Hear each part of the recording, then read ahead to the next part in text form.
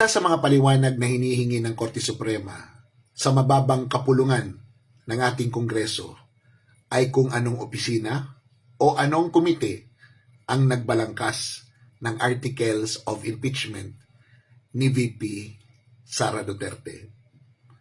Ang tanong, meron nga bang komite na nagbalangkas? Meron nga bang opisina na nagbalangkas ng articles of impeachment?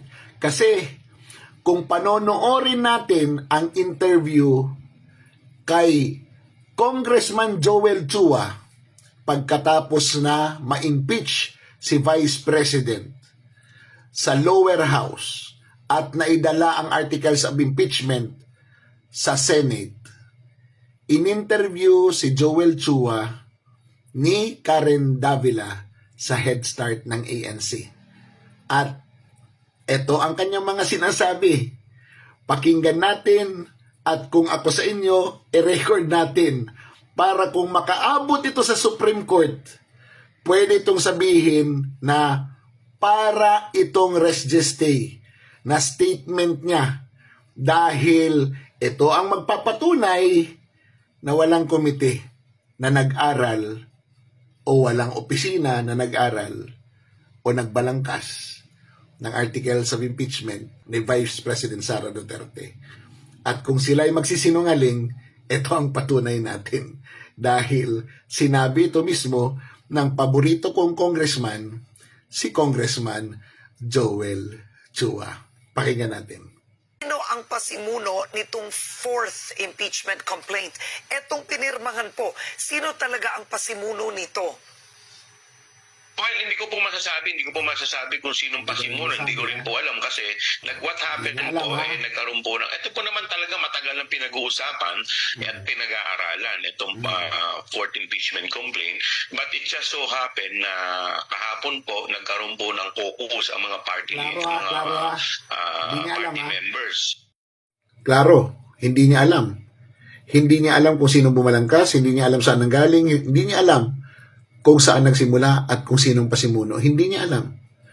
Joel Chua is not an ordinary member of the House of Representatives. Isa siya sa mga leader ng mababang kapulungan. Alam natin yan.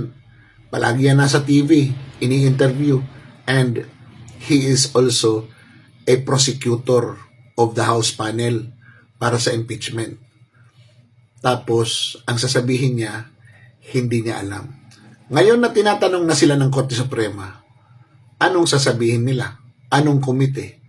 Ito may statement na si Joel Chua na hindi niya alam. Sinong nakakaalam? Si Speaker?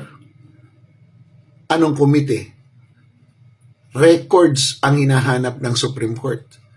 Lahat ng ginagawa sa isang lehislatura, sa isang opisina ng Kongreso, mapasinado man yan o mababang kapulungan, lahat yan ay nakarecord. Lahat yan may minutes. Lahat yan may transcript. Anong gagawin nila? Mag-iimbento sila ng transcript? Hindi ko sila pinapangunahan. Pero yan ay isang halimbawa na ngayon they are caught off guard dyan sa usapin ng impeachment ni Vice President. Ibig sabihin, ginawa nila yon dahil gusto nilang magawa ng paraan na ma-disqualify sa 2028 election ang PC Presidente. Klaro yan.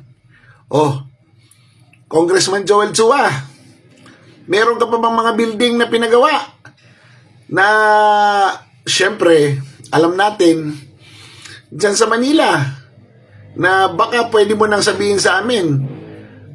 Dahil sabi mo, ang sabi mo, God bless the Philippines kung si Sara Duterte ang maging Pangulo. God bless the Philippines sa inyo. Hindi pa nga kayo Pangulo. Mga abusado na kayo. Sayang ang 35%